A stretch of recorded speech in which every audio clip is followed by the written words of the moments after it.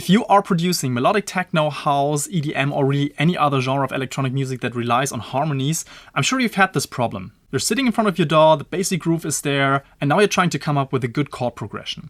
So you grab some cheat sheet you found online on music theory and you use the chord progressions you find in there, but no matter what you try, it still sounds cheesy, boring, and lifeless. But here's the good news. This video right here is going to solve that problem for you once and for all, because I'm going to walk you through my exact method step by step on how to spice up your chord progressions and de-cheese them with just a few clicks in your DAW. If you are new to this channel, my name is Philip from Pick Yourself. I produce, mix and master music full-time in my Berlin-based studio. I specialize in electronic music genres, and I have a free gift for you. It's called the Finisher Framework, my 3 simple steps that you can use to finish at least one great sounding song per month. You can get it for free at pickyourself.com/framework. The link is also in the description. Now, without further ado, let's jump into our tutorial. So here we are in Ableton Live, and by the way, this works in any other DAW. Let's take a listen to what we have right now. I'm going to go into the chords so you see what chords are playing.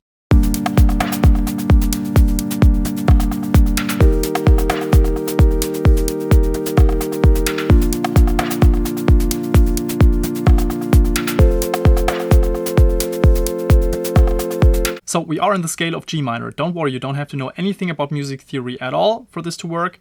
And the chords that we chose here just stem from a very popular chord progression. In theory, this chord progression is supposed to sound euphoric, uplifting, but also with a touch of melancholy, so perfect for melodic techno or genres like that. The problem is that to me this sounds very cheesy, very boring, and also kind of disconnected and lifeless.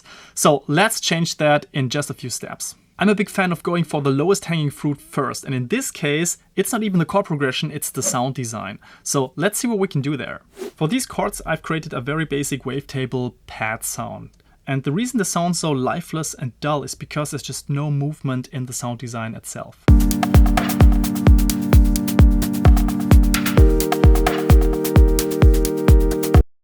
I want you to contrast it with this now.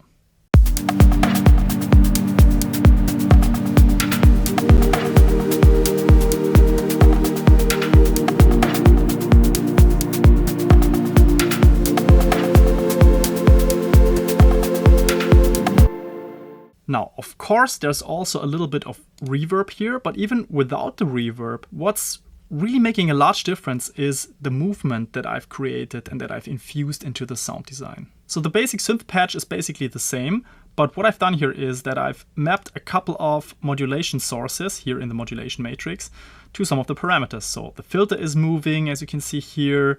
The other envelope is controlling the position of the second oscillator, so this is moving as well. It's also being moved by the LFO1, and LFO2 is also influencing the filter frequency. So I've not even mapped it to a ton of parameters, but even this subtle movement is making a ton of difference. Now going back to this. It's incredible what a difference this makes. Now, I have to also mention that I've used a little bit of unison on this newer patch, so this is also spreading it out a tiny bit. But these are some of the tricks how you can infuse live into chord progressions without even changing the chord progression itself. And by the way, if you want to see me create these types of sounds step by step, then there's a detailed walkthrough somewhere over here where I show you my exact process on how to come up with these types of drony pad sounds in Ableton Live's wavetable. But now let's take a look at our chord progression and spice it up a bit. The second low-hanging fruit here is to duplicate the whole thing and switch it up on the second pass. So for example, you can select all these notes, hold Shift arrow up, and switch a couple of those chords up an octave. Now listen to this.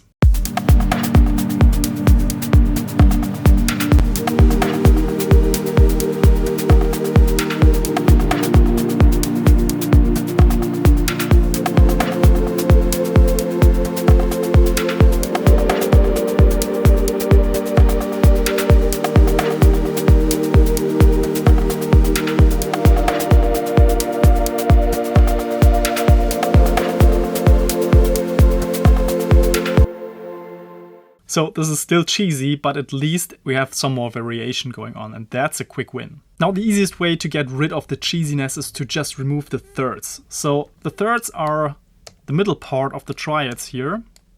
Again, you don't have to know anything about music theory, you just delete those notes in the center, and it will sound like this.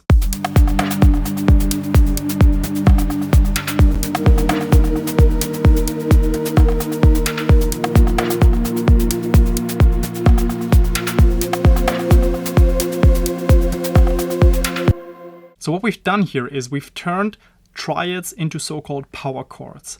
Power chords are great because they don't have that distinct minor or major character, and they still give you a little bit of a push overall, like a harmonic foundation where everything else, for example lead sounds, can be embedded in. The problem you might have noticed here is that we lose a little bit of the character overall, a little bit of that euphoria, a little bit of the melancholy, because we basically took away the gender of the chords. And I don't know, this is not my favorite way of approaching things, so let's rewind a little bit. So now we are back to our triads, and another way of approaching this is to play around with so-called chord inversions and the way we structure the chord voicing. Chord voicing just means like, how are these chords connected? Alright, so here are a few tips that I can show you. If you don't know anything about music theory, you can just experiment with, for example, using the third and bumping it up an octave. Now listen to this.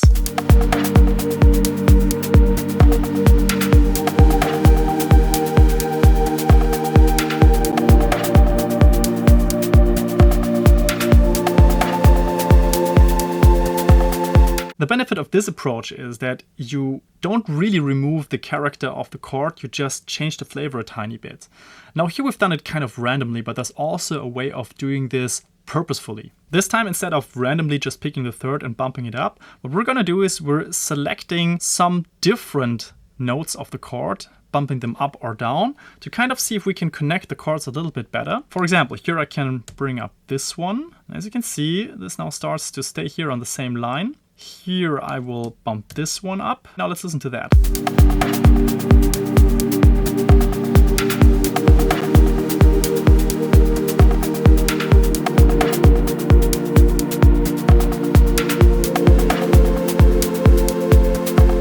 This is great. So the first part of the chord progression sounds even more stripped back, a little bit more humble.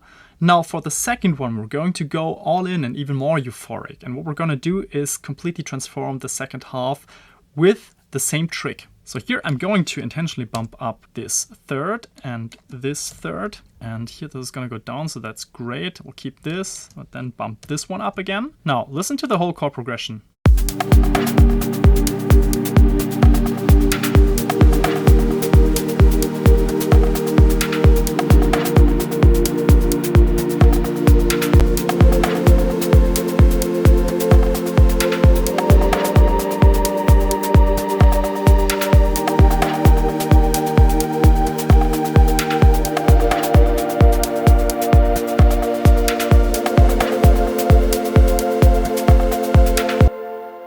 Wow, what a difference already from our original thing that we started with. But if I'm being honest with you, to me, this still sounds too cheesy for whatever reason. And now I'm going to show you the exact method that I typically use to completely transform these chord progressions into what I actually want it to be.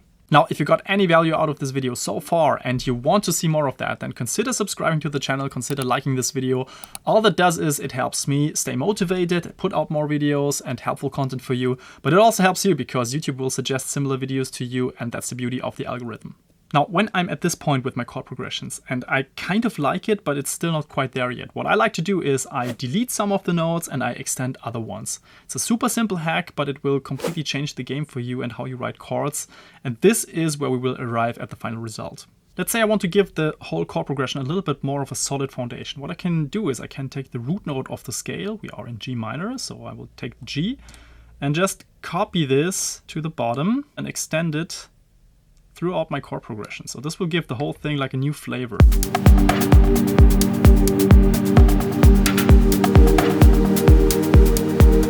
Now on top of that, I can then remove other notes and extend other ones and overall decide on how dense or how sparse I want the whole thing to be. So let's say we remove this one, and this one, and see what that does.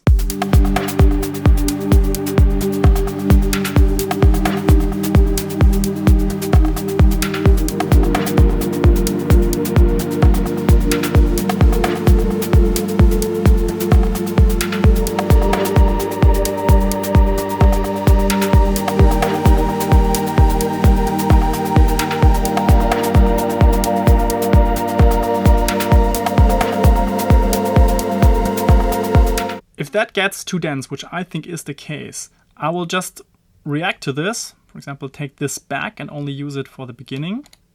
And then see what happens if I extend other notes here. So for example, let's extend this one here a little bit. This one I've already extended. We might need to bring down the intensity a little bit of some of these higher notes. So what you can also do, of course, is you just bring down this note a little bit.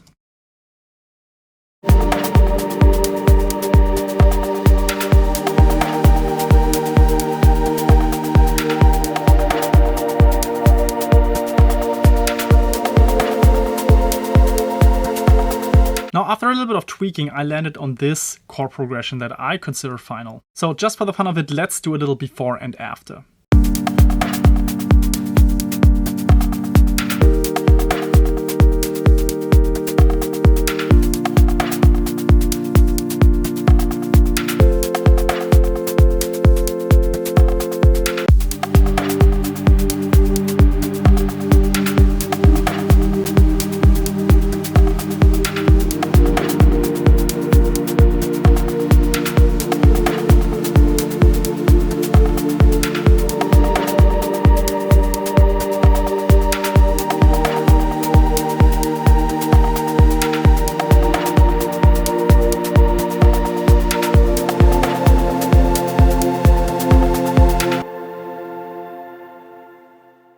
So this to me is a night and day difference. I hope you got some value out of this video. Leave a comment below and let me know what you think. Let me know what you've learned. Also, if you have any follow-up questions, leave a comment below. I'm really active there, and I'll see you in the next video.